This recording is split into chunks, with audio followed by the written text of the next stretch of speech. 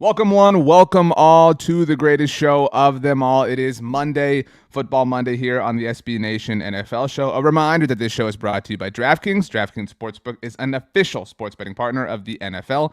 Download the DraftKings Sportsbook app today and use code SBNNFL for a special offer when you sign up. That's code SBNNFL only at DraftKings Sportsbook. As mentioned, this is Monday Football Monday on the SB Nation NFL show. A very special show in general. Monday Football Monday, you can watch us live on the SB Nation NFL Twitter page, the SB Nation NFL Facebook page, the SB Nation NFL YouTube channel. Congratulations to me on saying SB Nation NFL that many times in a row. One more time, you can subscribe to the SB Nation NFL Podcast Network, wherever you get your podcasts, Apple devices, Spotify. Leave a rating, write a review. Who am I? I'm RJ Ochoa from SB Nation's Blogging the Boys, covering the mediocre Dallas Cowboys 24/7, 365, because I am a glutton for punishment. Joining me every week, normally, producer Rachel, who is here hanging out behind the scenes because she is fantastic. But Pete Sweeney of Arrowhead Pride has the day off, so in order to fill in for him, we brought in somebody else whose team lost a conference championship game this season. From Niners Nation, from the SB Nation NFL show, you hear me with him every Thursday on the look ahead here. It is Rob Stats Guerrera. Stats, welcome to varsity. No longer that, science project you're working on every Tuesday with Brandon. How's it feel to be sitting in the big boy chair? RJ, I don't like that intro. I think you should do that intro over. It was very mean-spirited, especially coming from somebody whose team didn't even make the conference championship game. So I think you can do better. See, I already said that. So, you're not even original. I thought I'd bring you in and have some funny things we could go back and forth with, but you're starting off in a really unoriginal place. It's kind of embarrassing. Maybe you want to start your intro over. I'm comfortable with it. I said what I said. Okay, so this is how it works on Mondays. I know you guys have to pick up the scraps on Tuesday, but here we set the tone for how the week goes. All right, here we start off with the big shebang. All right, it's Monday. It's Lunes. It's the day. Well, I wouldn't say the day of all days. It's like the sixth best day of the week. In fact, last week on the NFC East mixtape, Brandon Gotton and I did power rank the days of the week. But we have a lot of things to get to. There is another whining quarterback in the NFC. Big shocker. We know the home teams for the international games are going to be taking place this season. There are some overtime rule proposals because that's the subject of a lot of whining. There is something you wanted to talk about, Stats, something that the Miami Dolphins are involved in. It's a very strange place. And of course, like we talked about a few weeks ago here, Carson Wentz's name surely will come up at one point or another. But let's start out as he referred to, or rather his agent referred to, the Valley. I know that the Suns have that on their jersey, and that's cool. But whatever. There had been talks, Stats, of Arizona Cardinals quarterback Kyler Murray having some, we'll call it with regards to his team, the team that selected him with the number 1 overall pick 3 years ago, less than 3 years ago, actually. Kyler Murray is at a point where he can get paid. He can get a contract of his rookie deal, and he seemingly wants it. Kyler's agent, Eric Burkhart, released I don't know what to call this. You could call it a statement. You could call it, an opening statement. You could call it a term paper. I don't know. But Eric Burkhart released, this has to be 500 words. This has to be 1,000 words, where he basically could have said, pay our quarterback. I'll just tell you the opening lines, Stats. This was written in all caps, which it makes it scream insecurity.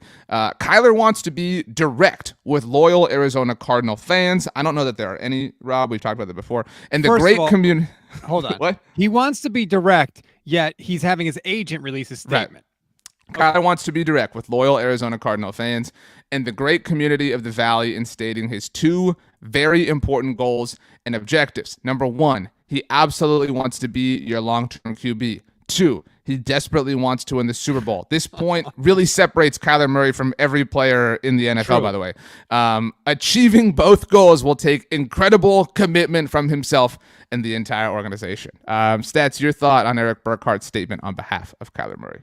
I have so many thoughts. First of all, why does Eric Burkhart have to release a statement at all? This isn't 1992. We have social media, right? Kyler Murray could literally go on Instagram Live. Cowboys on the Super Bowl, just putting that out there. Or tweet something and lay all this out himself, right? He could just flat out say, hey, Arizona Cardinals fans, I love you guys. I'm committed. but I need a new deal. I think I've earned it. I need a new deal. Let's go. Like, we don't need a treatsy from Eric Burkhart explaining all this garbage. That's number one. Do you agree? I agree with you. I don't know why this, I think the statement's stupid, and I'll get into my own reasons in a minute, but I don't know why this couldn't have been written from the first person and shared from Kyler's, accounts. Like, to your point, I mean, why did this have to go through Eric Burkhart and then through Adam Schefter? It feels like a lot of actually hiding is really what this feels like. It feels like the opposite of being direct. It feels like being really indirect and being really passive aggressive. I don't like anything about it, by the way. The whole argument which he goes into like specific reasons why Kyler deserves a new deal. This is my gripe. It's all quarterback wins is what he's given me, essentially. The first, I guess, paragraph, the first real paragraph. There were all these like English 101 people coming for this statement. My junior year of high school English teacher, Miss McKenzie, would not approve of this statement. But the second paragraph is really actually pathetic. I honestly think it says a successful and valuable foundation for the organization has been built. The team and Kyler's individual 3-year track record of undisputed and increasingly positive results, while under the extremely challenging circumstances of walking into a 3-win team with the last-ranked offense in the toughest division in football. Now we've got divisional pride, which is ironic given that Kyler ran from the SEC where they focus on that kind of thing. The Cardinals are the only franchise in the NFL to have improved by 3 or more wins in each of the last 3 seasons. Buried in that statement stats is this idea that you have the ability to improve that much season to season. Right. But the last bit here, Kyler was tasked with stepping into a tough situation and named the starter on day 1 of his arrival. That's not like a bad thing, but he has delivered and exceeded all reasonable expectations along the way in winning NFL Offensive Rookie of the Year, followed, this is the most embarrassing thing, by back-to-back Pro Bowls in the ultra-competitive and QB-loaded NFC. This is sad. I'm actually sad for Kyler that he let this happen. It is so, it is not the flex you think it is, Eric Burkhart and Kyler Murray. First of all, great. You've won 3 more wins than the year before. Well, if you start out at 3 wins and you win 3 more, you still suck. You're still at 6 wins. So congratulations. I don't want to hear QB wins when you're the number 1 overall draft pick. And oh, by the way, yeah, you stepped onto a 3-win team. So does every quarterback that was drafted number 1. That's how you get in that spot. So you're not unique there. And I just think that Kyler Murray is the same quarterback he's been since he's come into the league. And that's not a bad quarterback, by the way. I want to say that. Kyler Murray is not a bad quarterback. I wouldn't pay him what the market rate is going to be, but it's not like Kyler Murray has been progressing and getting better and better and better. Go look at his numbers. They're basically in the same ballpark every year. You're going to get 23 touchdown passes, around 10 to 12 interceptions. You're going to get just under 4,000 yards passing. And save for 1 year, you're going to get about 500 rushing yards and 5 touchdowns. That is a very good, very solid year. Is it $40 million a year good? Hell no. And the fact that he approved this whole plan means he is way too concerned about stuff beyond winning a Super Bowl for me to like that, for me to say that's the guy I want to pay $40 million a year to. I think we get trapped in the number of things, and I say this as somebody who survived the Dak Prescott contract negotiations. I think he's worth $40 million because I think that's the going rate. I think Kyler's worth the going rate. What's the going rate? 40, 50, 60, whatever it is. This is a pass-fail proposition. Is Kyler Murray a franchise quarterback? That's terrible. Well, that's what it is. That's the way business works here. I'm not saying that it's cool, but that's if you want to dance, you got to have a dance partner, and he's the dance partner. And so in that sense, he meets the criteria in my mind. But this is really pathetic. Isolated on its own in this statement is actions speak much louder than words in this volatile business. Underneath that, we got a Pro Bowl flex again. It is now simply up to the Cardinals to decide if they prioritize their rapidly improving 24-year-old, already 2-time Pro Bowl quarterback who led the organization from 3 wins before his arrival to 11 wins and their first playoff appearance in 5 years. not mentioned in Eric Burkhart's diatribe here is that the Cardinals lost 5 of their last 6 games, and one of those was their playoff game, and that within that stretch, they lost to the Colts and to the Lions. Like, this was a team that collapsed and has collapsed 2 years in a row. Kyler deserves some responsibility for that. I still think he's worth, being a franchise quarterback in spite of that. Like, I think he meets that pass-fail criteria, but like what Eric Burkhart doesn't realize here is like, I know that there's precedent here. I know Jared Goff and Carson Wentz and many others have gotten paid after their 3rd year when they're first eligible. And there's logic to doing that. And like, this was so stupid too. I'm sorry, but I don't mean to just like read this whole thing. But Eric Burkhart noted in Kyler's priorities here, he says it was important to Kyler that his proposal reflected all of the following. And he says provides financial reflection, is in line with the current quarterback market, and lowers his 2022-2023 salary cap number to allow the Cardinals to re-sign other deserving teammates and add additional free agents. That's not something Kyler would be giving up. That's just a natural result of getting him locked up to a deal. That is actually a team incentive. That isn't Kyler making a concession. So this was just really, really embarrassing. Like that somebody in this professional business thinks these things are flexes, to your point. How are you going to say actions speak louder than words when you're releasing 1,000-word statement? Like, how about this? Just go to the Cardinals and begin negotiations. I don't need this statement from you, right? Kyler made the statement. Kyler didn't put out any words, did he? No. He scrubbed all Cardinals stuff from his social media. That's the statement. Like, that is the thing that he did. And oh, by the way, all the people, J.J. Watt, and all the people that said, oh, we're making too big a deal out of this, and look at this offseason start. Look, turns out we were right, weren't we? It does matter when people do that. Same thing with Russell Wilson. He took the Seahawks stuff out of his profile. Like, yeah, I think it matters. Sorry. This, to me, is big loser energy, as our friend BLG, Brandon Lee Gowden, would say. I do not think that Kyler Murray is worth $40 million a year. I think it's absurd. Why would you think that? It's not a pass-fail thing at all. At all. The Cardinals can let him play out his contract. They can franchise him twice, and then they could say, see you later. Why would you pay this guy $40 million a year when you do not have to? So if we play the game pass-fail, like just yes or no, I just play the game with me. Are these quarterbacks franchise quarterbacks? Yes or no? Just that's all I want. Lamar Jackson. Yes. Okay. Kyler Murray. No. Yeah. Well, Baker Mayfield is going to be my 3rd one. No.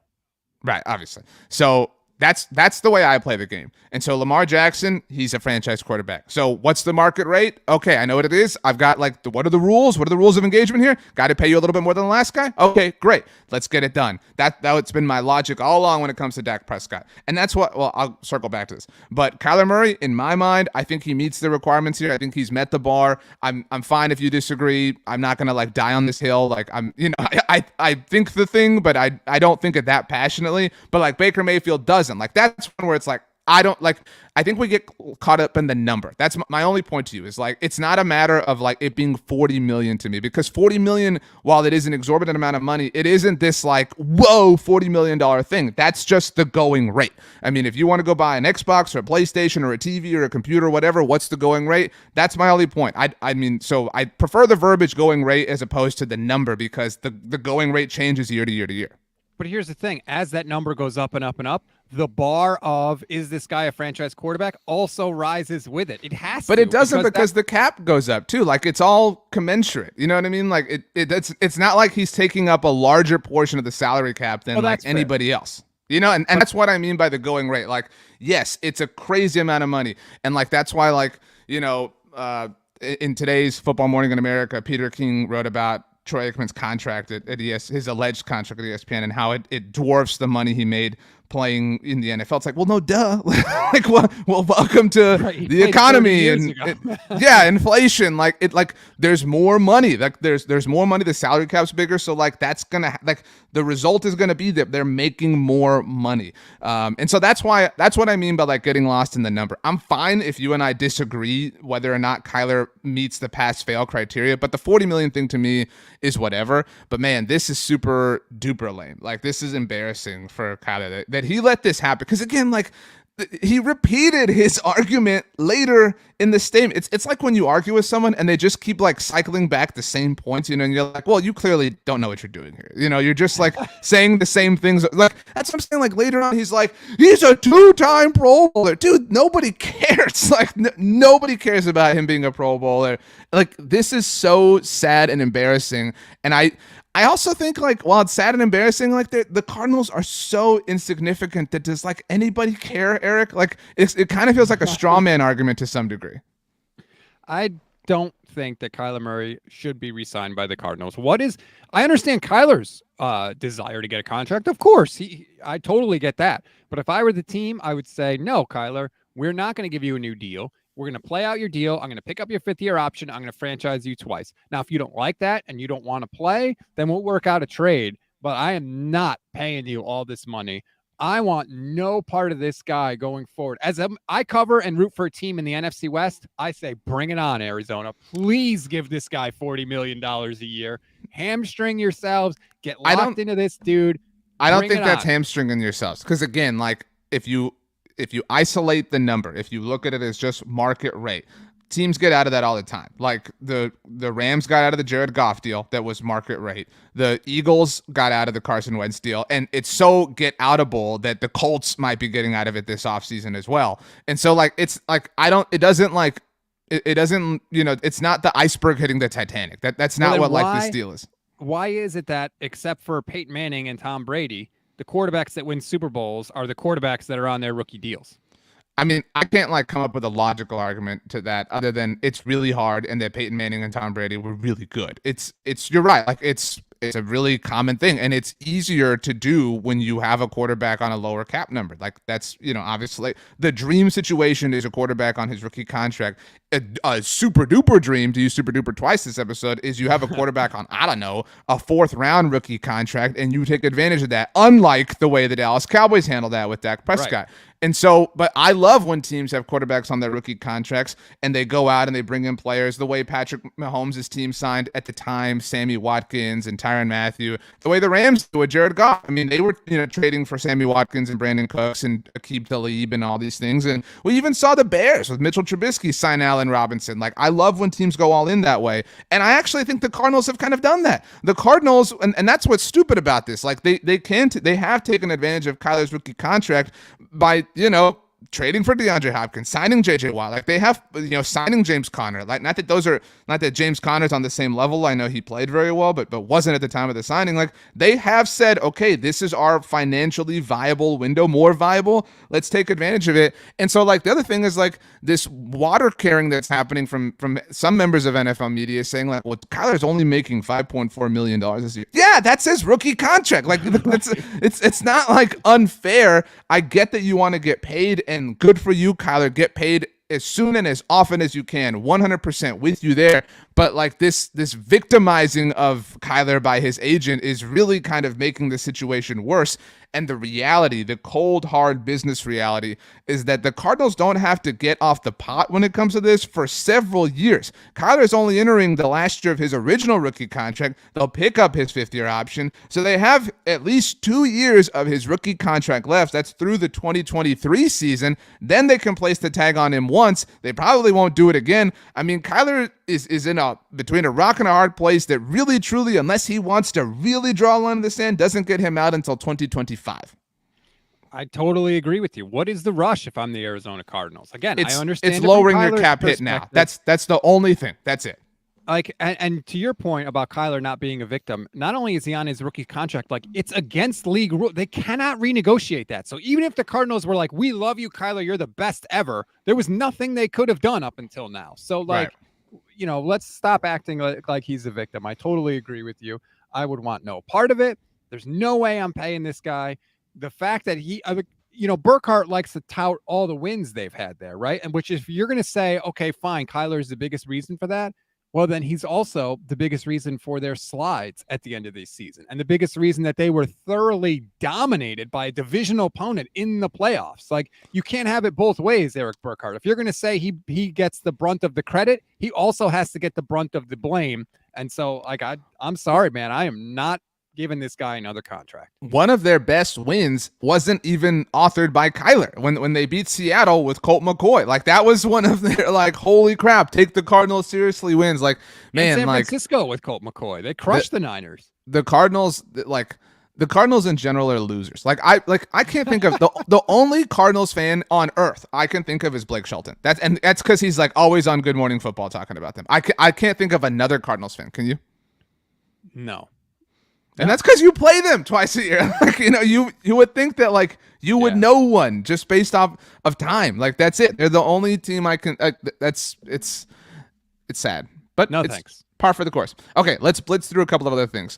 Speaking of the Cardinals, on Monday morning, the NFL announced the 5 home teams for the international games that will take place this season. The Cardinals actually will host the game in Mexico City this coming season. The Tampa Bay Buccaneers will host the NFL's venture into Germany. There will be 3 games played in London, 2 at Tottenham Hotspur Stadium. Some people believe the most luxurious stadium in the world. Are you still talking about international games?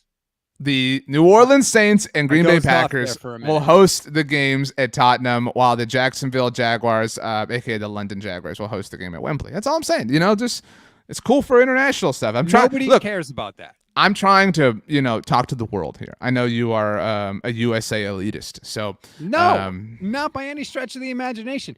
Wake me up. I said we're going to blitz through some things. That was one of the things. So that's one. Number 2, you brought this up. It was reported on Monday morning by Mike Florio of Pro Football Talk that the Miami Dolphins had a plan for 2022 stats. And literally none of it is happening. The grand plan was to bring in Sean Payton as the head coach of the Miami Dolphins and Tom Brady as the quarterback of the Miami Dolphins. Some people have suggested that the quarterback with the yacht situation and the Stephen Ross debacle, we'll call it, was Tom Brady. There's no proof of anything right now, but there's a sector of the multiverse where Tom Brady and Sean Payton have teamed up to be a part of the Miami Dolphins in 2022. Yeah, so as Florio writes in the article, as to Brady, the fact that he's reportedly, and indeed is, the unnamed quarterback with whom Ross allegedly tried to get Flores to tamper in 2020. So Florio's confirming that it was, in fact, Tom Brady. This is fascinating to me because, first of all, I love the idea from the Dolphins. Like, don't just look at who's quote-unquote on the market. Take big swings, try and make a big move. This would be an incredible move if the Dolphins were able to pull it off. And just so people know, the way it works, if you want to acquire another team's head coach, first you're supposed to go to that other team, work out a compensation package, and then once that package is worked out, you go to the coach and you say, hey, do you want this to happen? That's what happened with the 49ers. The Niners and the Browns agreed to a compensation package for Jim Harbaugh. The Niners then went to Harbaugh and said, do you want to do this? And Harbaugh said no. So that's technically how it's supposed to go. But we all know league rules are, they're more guidelines blurry than actual rules sometimes. And so you would think, and kind of what Florio and Chris Sims were sort of hinting at on the show today was essentially like the Dolphins had talked to Sean Payton. They knew that Sean Payton was interested. They weren't going to go through the whole rigmarole without knowing that Sean Payton was interested. The Saints then officially denied the Dolphins permission to talk to Sean Payton, which is crazy because they knew that he was going to walk away. So, like, why would you say we would rather get nothing for this asset than something? That's the weird part about this. I mean, I don't like the Dolphins are weird. I mean, like the Dolphins are the Cardinals of the perspective. Like, the Saints. Yeah. I mean, yeah. I mean, I don't know. I mean, this whole Sean Payton thing is very weird in general. Like, it's weird how predictable it was. It's weird how it happened. It's weird how it's just kind of accepted. It's weird how it's kind of accepted that he'll coach again and not in New Orleans. It's weird that he's like heavily rumored to be in television rumors. What's more, as we talked about on the look ahead, is if he takes one of these high profile TV jobs, then he's unlikely to return to coaching next year. I mean, nothing about this makes sense. It's all strange and awkward and weird. I just don't understand it, especially the Saints, right? You've been kicking the can down the road for years, salary cap wise. You're going to need assets because eventually your cap situation is going to have to be worked out. The more draft picks you could get, the better, right? There's your cheap labor, and yet they knew that Sean Payton was retiring, and they just decided, no, we're not going to do this. Like, why wouldn't you want assets? It doesn't make any sense. If I were a Saints fan, I'd be upset about this. The only logic is, and there's some faulty logic within this, but the only logic is that they know that Sean Payton has a team in mind that he wants to coach whenever he's ready to coach again, and it's not the Miami Dolphins. You know what I mean? And so they're willing to. I always find it strange that teams are willing to trade coaches. You know what I mean? Like in general, like as a rule of thumb, like I always found it strange that that the Bucks or the Raiders traded away John Gruden. Like, why would you do that? Like, why would you make another team better? Like in that way, like just let the coach retire. I would rather play that like game of avoiding risk than have like an extra third or fourth round pick. And it's not worth it to me. But he already retired.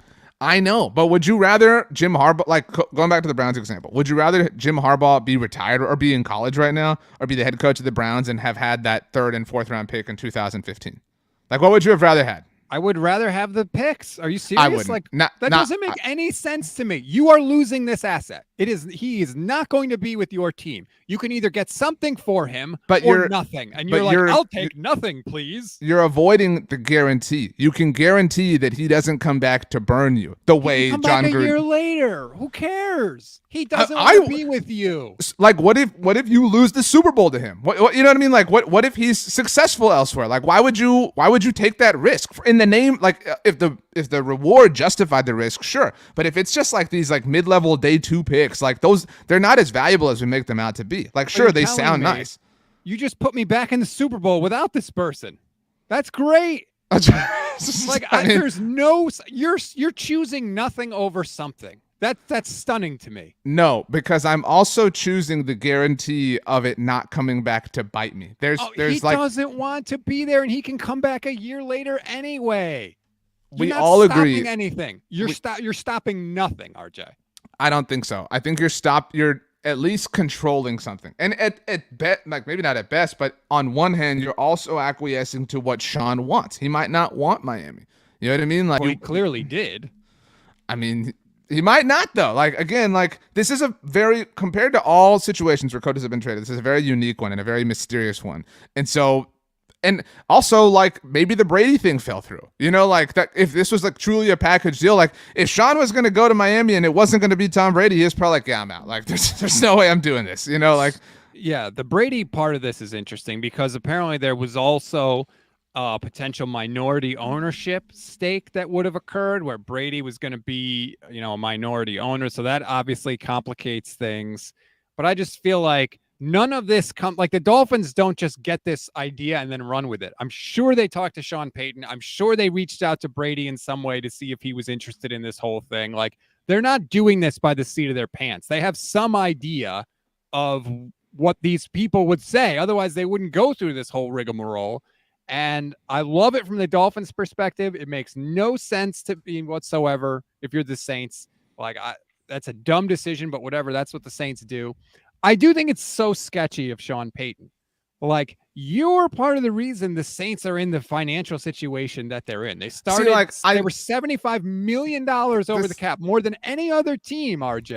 And then they waved their pens before the weekend began and created all sorts of salary cap space. Like, the Saints are not these victims. And like Sean, okay, like I think this is unfair to Sean Payton, and I know this really bothers you because the Saints are a better team than the 49ers.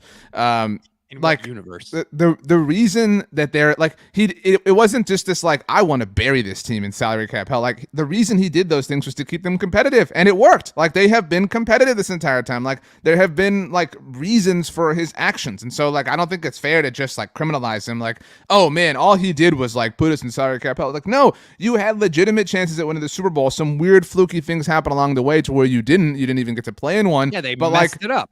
No, they didn't. They didn't mess up the Minneapolis Miracle. That was crazy luck. They didn't mess up the botched pass interference call. Hold on. Okay, like there was Marcus Williams messed that up. And my point is like that's a crazy play. Like sometimes those like that's a once in a lifetime play that they were on the wrong end of. Job. Well, they didn't mess up the pass interference call a year later in the Superdome. Drew Brees got the ball in overtime and threw an interception. Anyway, they have no one to blame but themselves. No. Anyway, so I don't think that Sean Payton has like just buried them. Like he kept them competitive. Like there were reasons for his actions, and so they're justifiable. Like and so like I don't think it's fair to just say all he did was tank their salary cap. Like no, like he made sure the roster stayed intact. It was a calculated risk for sure, but they are in a bad situation now. That is indisputable, and he's just going to cut bait and wash his hands and be like, "Oh, okay, I'm going to coach Tom Brady and the Dolphins now." Well, like, that seems sketchy to me. That's like a college football coach leaving before the sanctions come down. Like he's leaving before the credit card bill is due. Yeah. I mean, are we going to agree on anything today? I don't think so. Well, I really don't think so because it's time now to talk about the overtime rules. There are potential changes coming to the NFL. Speaking of the Saints and that overtime NFC Championship game in 2018, Saints love to lose overtime NFC Championship games in the Superdome, by the way. So a lot of discussion is coming to overtime on the heels of the AFC divisional round matchup between the Buffalo Bills and the Kansas City Chiefs. 13 seconds, blah, blah, blah, whatever. Neither team won the Super Bowl. We don't have to like immortalize the game. We can just say it was really good and let it be. Mm-hmm. But anyway, Stats, what is the heavy proposal that's gaining steam? So, well, there's two reports that came out yesterday. One, Mark Maskey of the Washington Post said the competition committee is definitely going to recommend some sort of overtime change, essentially. The second thing is the Colts actually are recommending an overtime change that would apply to both the regular season and the postseason, in which each team would be guaranteed a possession. And then after that, it would go to sudden death. What are your thoughts on either of those things? Because Okay, I'll go first. Okay. I don't want you to say anything. All right. I think this is stupid. I think all of the outrage is so dumb. I have thought that actually since the 2009 NFC Championship game, the one I made reference to, when the New Orleans Saints actually did not lose that one. I got that incorrect a moment ago. But when they beat the Minnesota Vikings and the entire offseason afterwards, in the early days of 2010, there was all this. Actually, a few weeks ago here on Monday from Monday, Pete Sweeney tried to make the case like, well, this is all happening because the Chiefs lost the toss back in the No, this all stems back to Brett Favre's Vikings. Yes. And it was like, well, we cannot have a situation where somebody does not touch the ball. And so that was when they introduced this, like, the first team to score a touchdown wins, blah, blah, blah. I've always thought this was stupid. Take us back to sudden death. That was fine. If you don't win in regulation, that's on you. Like, we shouldn't freak out about this. And what's more is if you don't stop somebody else on their first possession of overtime, that's on you. Like, I get that it's unfortunate that you lost the coin toss, but I think it's dumb that people like focus on the coin toss and they're like, if not for the coin, we would have won this game. No, you had 4 quarters to like do enough to win. So I think this is dumb. What's going to happen, I think I saw Mike Silver tweet this or quote tweet this. What's going to happen is we're going to get to a great game and it's going to go to overtime. It's going to be in the playoffs. And then Team X is going to score a touchdown on their first possession. And we're going to say, oh, here we go. This is why we changed the overtime rules. And then Team Y is going to go match that touchdown. And then Team X is going to go kick a field goal to win. And we're going to be like, this is so unfair that they won because they kicked a field goal. Now each team should be guaranteed 2 possessions. No, we can't just chase our tails forever on this. There is an end. That one team has to lose. And here's the thing. And I've said this from the beginning. So now you're just copying my point. Interesting. If you want to guarantee both teams a possession, that's fine. Like, I'm not going to get outraged about that. But just admit why you're doing it. You are doing it because it is more satisfying for you to see Josh Allen get another chance. It's for the story. You want the story. It's not because the coin toss determines who wins. That's just not supported by the data, RJ. In 12 overtime playoff games since they changed the rule, the teams that won the coin toss have won the game on the first possession, which that's what matters. It's not, well, if you win the coin toss, you win the game. No. You have to look at the first possession. So in 12 overtime games, teams that won the coin toss have won the game on the first possession 7 times. That's 1 away from being a literal 50-50 split. So there is no injustice here. The data says the coin toss does not determine the winner.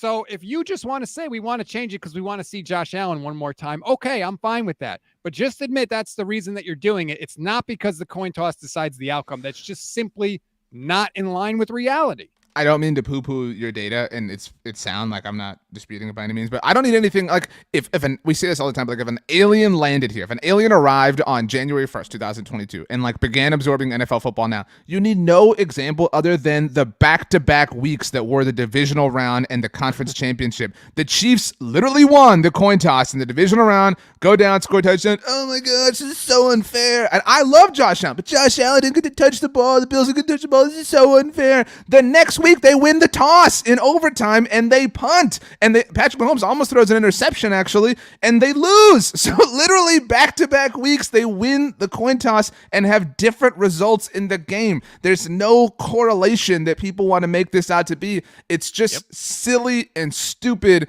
and we're just chasing our tails forever and ever and ever. I hate this. I think it's ridiculous, and I think it's dumb that people are like, finally, we're going to change overtime. No! Like, this isn't a finally thing. We've been living in this hell since Brett Favre's Vikings whined about it. It always goes back to Brett Favre. And the other point I want to make, because I've seen Mike Florio make this point several times, that he doesn't think that the just play defense point holds up, because in his mind, the game is so tilted towards the offense, and no one would ever, well, no one except for Barney Morningwig, would ever choose to kick off in overtime. If they won the toss, they would always take the ball. Well, but here's the thing. Hey, Bill Belichick played the wind in 2013. As long as you have the opportunity to win with a touchdown without the other team touching the ball, you're always going to take the ball first. But that doesn't guarantee anything. And it just frustrates me, RJ, because I just want people to be honest about why they want the rule change. They're acting like it's supported by reality when it's just not. The only other like change I would support this from like an entertainment perspective. I stand by everything I've said. But if I have to make a change, I like the idea, and I don't know if you've heard this, and this isn't like an original idea. I've heard this and seen this like a million places. But I like the idea of whoever wins the original coin toss at the beginning of the game, whatever they decide is what overtime is. So if you want to keep the overtime rules the same, fine. But so like say I'm the Cowboys, you're the Niners stats. I win the coin toss at the beginning of the game. If I say I want the ball and we go to overtime, I get the ball to start overtime. But if I say at the beginning of the game, I want to defer, then I'm also deferring at the beginning of overtime. So then it becomes like a part of the strategy. And like, I still don't like that, but I like that there's at least some strategical thinking and logic that goes into it, as opposed to this, like, I'm just sad because I didn't get to touch the ball again. Like, that's what's lame to me. I don't like that. I think that people think that the coin toss is unfair because it's sort of out of team's control. So then just change the rule to where you give possession of the ball to, based on something that happened in the game, the team that's gained more yards, the team that had fewer penalties, whatever exactly. you want it to I'm totally be. with you. Like, totally with you on that too. Just change that, and then everybody could stop whining. But I don't like the idea that huge rule changes are needed because somehow there was some injustice to Josh Allen when he had 4 quarters to score more than the other team. And by the way, you could just stop them in overtime. So I just want people to be honest. That's all. I also think, I mean, like it's you know, if you care so much about offense, if that's what you really, really, really care about, and I still don't like this, but then just adopt college overtime rules. Like, if that's what you really care about, if you're so passionate about like both teams I know it's gimmicky, but like if you really care about like both teams have to touch the ball, both teams whatever, then like that's safer at least, right? As opposed to like go the whole length of the field. You know what I mean? Like that, like it's just dumb. It's dumb. So, it's whining based. The NFL is caught in a rock and a hard place because people keep saying it's not fair that Josh Allen didn't get the ball, right? And then like you were saying, well, if we change the rule and then Josh Allen doesn't get the ball the second time, people are still going to complain. The logical solution to that then, RJ, is what? Just play an entire or 15-minute quarter. Play an entire quarter, yeah. But they can't do that because they're talking about health and safety, and it's not fair, and it's too dangerous for the players to do that. So now the NFL owners are caught in a thing where they don't want quote unquote gimmicks, but they can't play a full quarter, the thing that was what they really want, that would eliminate all the complaints. So they're stuck in this weird half measure kind of world. And I just think it's funny because NFL owners are stupid. I think every fan base that complains about this is stupid. I love the Bills, but I think the 2021 Bills fans are stupid. I think the 2018 Chiefs fans are stupid. I think the 2009 Vikings fans are stupid. Mm-hmm. You had a chance. And like Brett Favre had a chance. In fact, didn't they win overtime? The coin toss in overtime, he threw the pick. Actually, I got that wrong. Didn't that happen? No, the whole thing started because Favre didn't get to touch the ball. I'm sorry. He threw the interception at the end of regulation. That's what sent it to overtime. That's probably. It's just it's absurd. And it's so stupid because if it wasn't Josh Allen, right? Let's say that it was Josh Allen got hurt and it was Mitchell Trubisky and he played a great Nobody game. would care. Yeah. Nobody would care. But because it's Josh Allen, because it was Brett Favre. Because it was Patrick Mahomes in yes, 18. Yeah. That's the specific set of circumstances. So like if it was Jimmy Garoppolo, would anybody be complaining? No, not really. So it's like not only does this quote unquote injustice have to occur, but it has to occur involving a superstar quarterback. And last thing on this, like I hate to be like play defense, well, because that's a lame argument too. But like the Bills, you had 13 seconds to protect. That's like the whole thing happened because they collapsed within a 13-second time frame. And so actually less than that. Like if you like people talk about like it was 13 seconds, it actually took less than that for the Chiefs to get into field goal range because they needed time left on the clock to kick the tying field goal. So lame, stupid, hate it, dumb people. Don't be dumb. Be smart, like stats. I don't like to reward stupidity. If you can't figure out a way to guard the field with 13 seconds left, that you don't deserve another. That doesn't entitle you then to another chance to win the game. It's the whole thing falls apart on itself. What will happen, like, because this is what happens with these things like this is like, let's just use Josh Allen as an example. And I hope this doesn't happen because again, I like the Bills. Andrew Luskin, by the way, here says sudden death overtime only works in sports with continuous play. I mean, sure. Like there's no, like that's the thing, like nobody is going to suggest something that is 100% accepted. Like there's no perfect answer. Like you have to accept that like somebody will lose. That's the, reality of the game. But what will happen, stats, is they will change this rule. And it will be like a random team, or actually it will be like Justin Herbert next. That will be the next one that like the faux cry will happen. But it will be Justin Herbert against the Bills in overtime. Justin Herbert will go down. He'll score his touchdown. Awesome. Josh Allen will get the ball back. He'll match it. And they'll be like, see, this is why this rule change was awesome. If this rule existed, the Bills would have matched the Chiefs in the AFC divisional round. They would have beat the Bengals in the AFC title game. They would have beat the Rams in the Super Bowl. And then the Chargers will go kick a field goal. Like they'll be the first team to lose as a result of the new rule. You know what I'm saying? Like that's the way poetry works. This is going to happen and people are going to cheer it, and it's a solution without a problem. Why can't everybody be as smart as us? Stats is the question. I don't know, and it's a sad reality, but that's why we're here. Last thing for us to get into today, and we've talked about this before, Monday Football Monday. I'm actually curious to hear the thoughts of the Oddcast on this, but over the weekend, Carson Wentz posted some photos of him and his Indianapolis Colts teammates on the grind, working out. Good for you, Carson. Respect. A little awkward considering everybody in the world is talking about how the Colts want to move on from Carson Wentz. No big deal. I actually, if we're in that season where we're like, Kyler removed all the clues to the Cardinals on his social media, in the photos, Carson is the only player not seen wearing actually he is in the last photo wearing a Colts helmet, but still, like for a minute as I was cycling through the photos, I was like, wow, he's not wearing his Colts helmet. Everybody else is. But anyway, I've reached a point, and I'm not like passionate about this. Let me be very clear here. But I was listening to last week's Around the NFL podcast, and they had on Zach Kiefer, who covers the Colts, and obviously talking about how like the Colts really want to move on, and like who can blame them, right? He was awful, but he talked about how like improbable it was for them to find a solution. Like what is the answer? Like they don't have a first round pick because of this hole they buried themselves in. And let me be very clear here. I am not a fan of Carson Wentz. I don't think he's good. I don't think he's a great leader. I think he's a whiner. This is like kind of the theme of today's episode, stats, is all the whining happening in different capacities.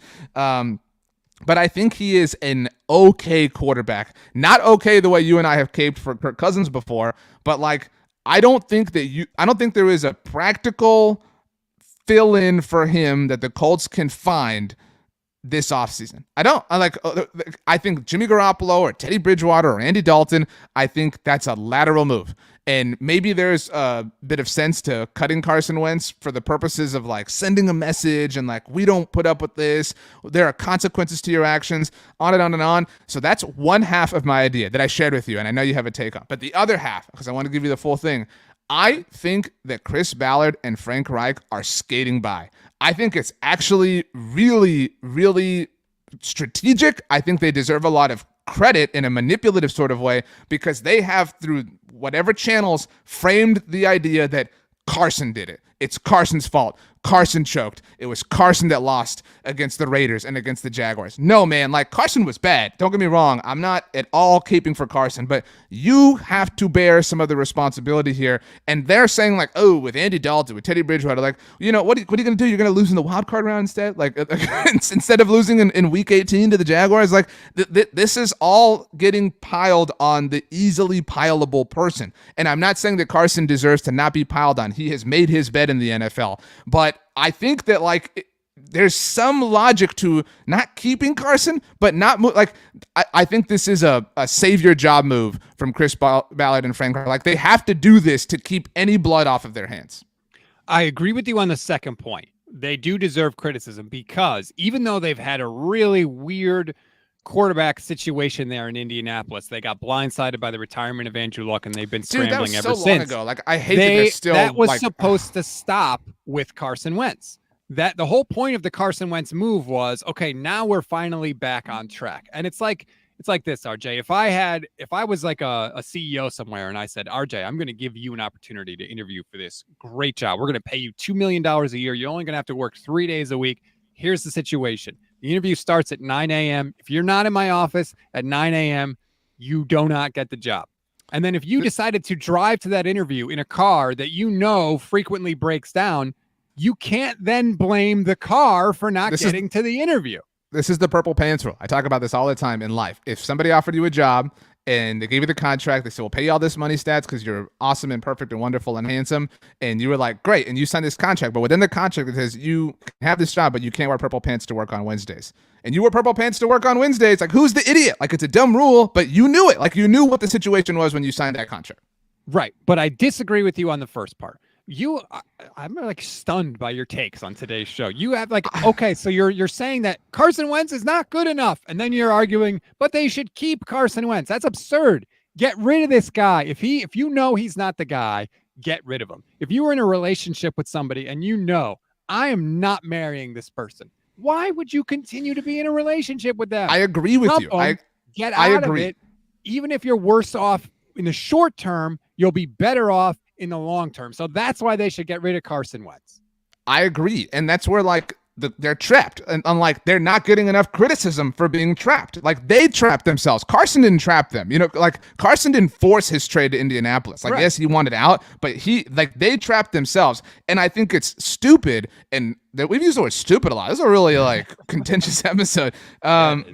Pete, it's normally way chiller when Pete is here, but like I hate, and I've done it before, and that's why like I had this like kind of realization the other day. I hate that they're getting credit for this, like well, good for them. Like they're realizing that they got to get out and that he's not the one they want to marry, and they're just doing it now. Like a lot of other teams wait. Yeah, that's true, but like they're screwed. Like they don't like what option do they have? Like I mean, and that's where like I'm looking at this in a vacuum. That's where I'm coming from. In a vacuum, I don't think that Carson Wentz is worse than the likes of Andy Dalton, Teddy Bridgewater, Sam Darnold, Mitchell Trubisky, like whatever. You're gonna like that's your move. Like that, like you're only gonna hurt yourself. You're gonna eat that. Like again, like if we live in a vacuum, you're gonna eat that dead money from cutting Carson Wentz to what? Prove a point? Like and it's a point that's worth proving, but you're only hindering your capabilities. And so like that's my only point. And I guess you do agree with that you're hurting yourself in the short term.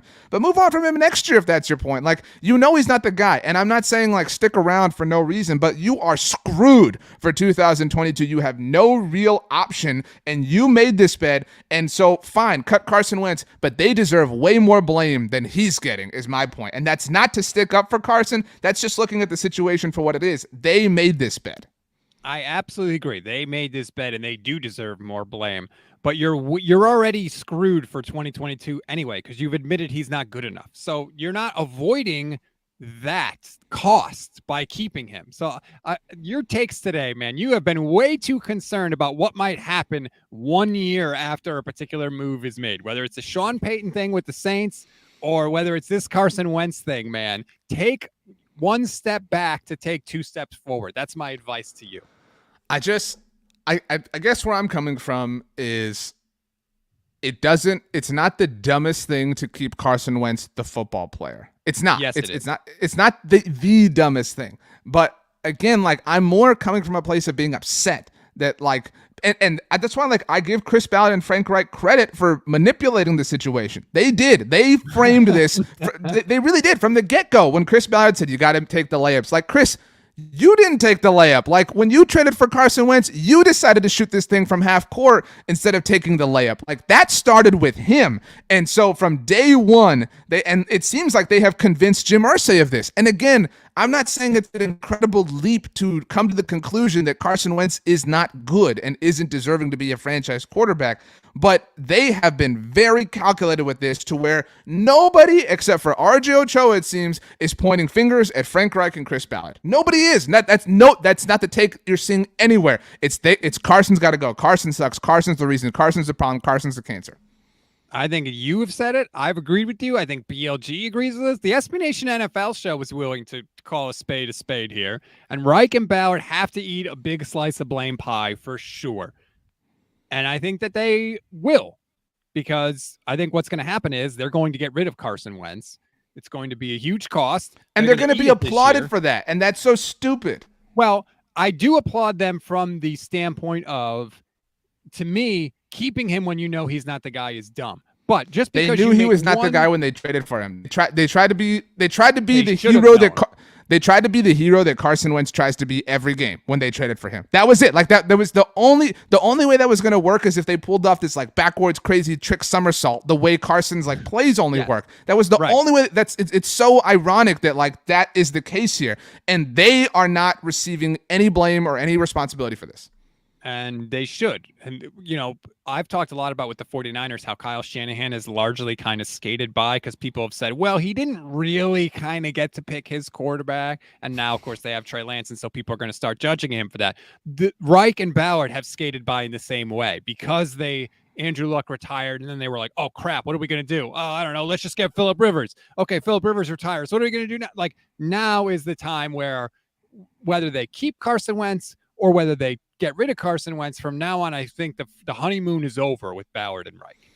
I do also, my last take on this, I've really turned on the Colts. Like, I really don't know what it is. Like, I've been there. It's a nice city. Like, you know, actually of all weeks, like, you know, it's the week of the combine, but like people are like, oh, everyone should try to be the Rams. And I'm not like knocking that at all, but the Colts did. Like, I don't think that take is out there. The Colts did try to be the Rams. They haven't had a first round pick in 3 of the last 4 years, counting this season. This is the Carson Wentz trade, the DeForest Buckner trade. Like they have tried to do the like, let's go all in. And they're like they're the example of the inverse, you know, result. Like it sometimes doesn't work. Like, and if you trade for the wrong players, like it only highlights even more so what the Rams have done right. They've made these moves, but for the right players, you can do. And I don't at all mean to paint DeForest Buckner in the wrong way, but they hitched their wagon to Carson Wentz, and look what happened.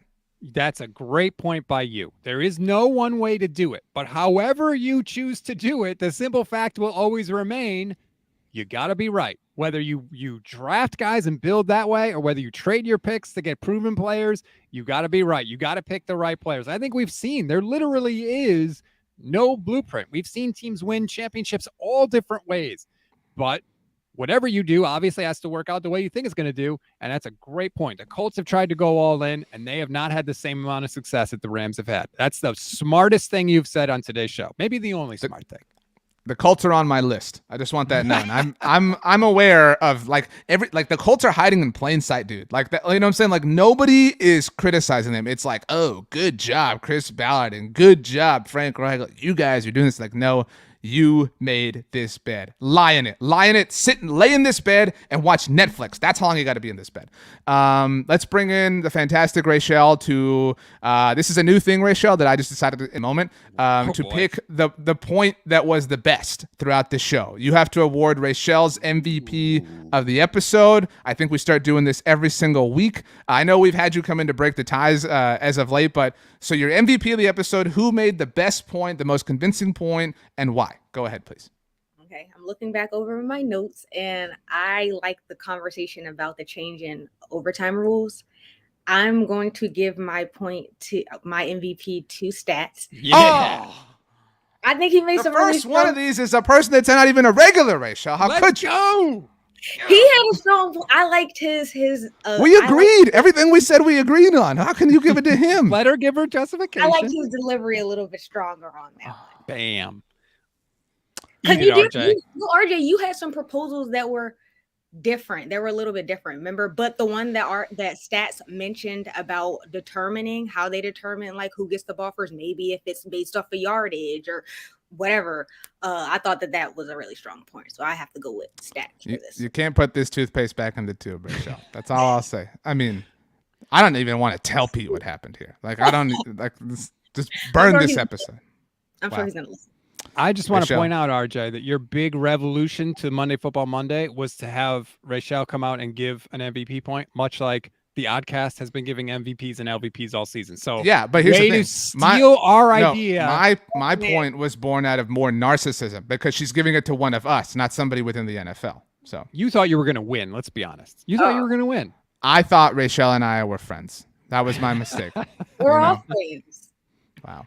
There you go. If this was a situation, Rachel, you would be Chris Ballard, I would be Frank Reich, and Stats would be Carson Wentz. Obviously. The podcast audience can't see this, Rachel, obviously, but doesn't Stats look like Andrew Garfield? I don't know about that one. Wow. You're the first. Honestly, I've heard that before, so you're the first person to say no. I mean, he's more attractive than me. This is clear. No. I'm like a diet Andrew Garfield, like a broke ass Andrew Garfield. I thought about it when you said "Louder Than Words." That's one of the songs in Tick Tick Boom that Andrew Garfield's in. So I really I felt like I was watching the movie when you were saying like "Louder Than Words." So yeah. All right. Rachel, thank you very much. Although not thank you for ruining that exercise. I'm never going to fill in on this show again. I'm going to retire undefeated and untied, and I will lord it over you forever. The Brad Johnson of Monday Football Monday, guys. Wow. Thank you, Stats, for filling in. Shout out Pete Sweeney, the real MVP, obviously. The most valuable Pete is what I mean by real MVP. On Twitter at Stats on Fire. On Twitter at Rachel Monique. I believe that is correct. On Twitter at RJ Ochoa. That is where you can get all of us. On Twitter at SB Nation NFL. At SB Nation. Basically, just find it. Like there's a lot of stuff. Just look for it. Yeah, just do it, whatever. You can hear Stats on Tuesdays on the SB Nation NFL on the SB Nation NFL show on the Oddcast. You can also hear he and I on the Look Ahead on Thursdays. Stats, the final 93 words belong to you. Go ahead. I don't even know how many words 93, like how long that is, but I'll just say this. Kyler Murray, dumb. Your overtime proposal, dumb. Indianapolis Colts, dumb. I'm a genius. Enjoy your Monday, everybody. Everybody's dumb. Everybody's stupid. Peace.